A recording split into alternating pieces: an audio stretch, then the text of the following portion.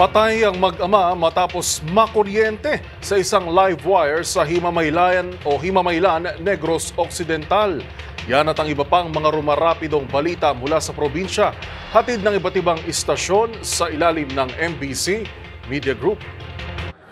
Patay ang mag-ama matapos na kuryente sa live wire sa Purok 6, Barangay Nabalian, lungsod ng Himamaylan, Negros Occidental. Ayon kay Police Lieutenant Colonel Anthony Grande, hepe ng Himamaylan City Police Station, ang mga biktima kinilala na si Salvador Inayan Jr., 56 anyos, at ang kanyang anak na si Salvador Inayan III, 25 anyos, pawang mga residente ng nasabing lugar.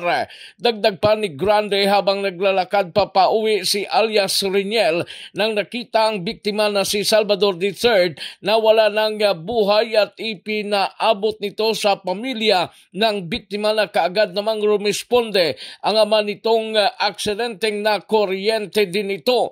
Dinala pa ang mga biktima sa Governor Valeriano M. Gatuslao Hospital sa nasabing lungsod, subalit idineklara ang dead on arrival ang mga biktima.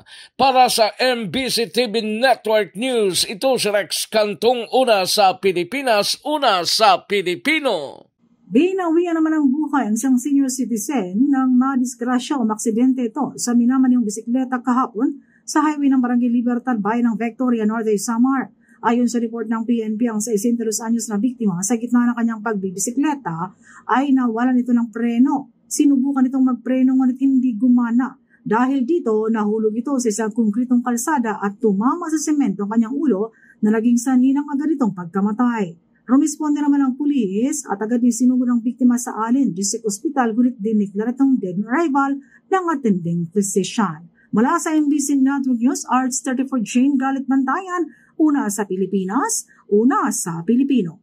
Walang pasok ang mga estudyante sa lahat ng antas ng paaralan, pribado man o pampubliko ngayong araw ng Lunes dito sa Pangasinan dahil sa banta ng bagyong Nika. Bagamat mahinang ambon at malakas na hangin ang nararanasan ngayon dito sa Central Pangasinan, nananatili naman sa Signal Number 2 ang northeastern portion ng Pangasinan at Signal Number 1 ang nalalabing bahagi ng lalawigan. Sa ngayon ng San Roque Dam ay nasa 78.07 meters above sea level, habang ang maximum level nito ay 280 meters above sea level. Ang Binga at ang Buklaw Dam ay parehong nakabukas ang tag-isa nilang gate na sinasalo naman ng San Roque Dam na may 1.98 meters above sea level na lamang upang maabot ang critical level. Ang inflow 88 cm per second habang walang outflow. Mahigpit ding pinagbabawal ng PDRMO sa mga sasakyang pandagat ang pumalaot dahil sa delikadong panahon.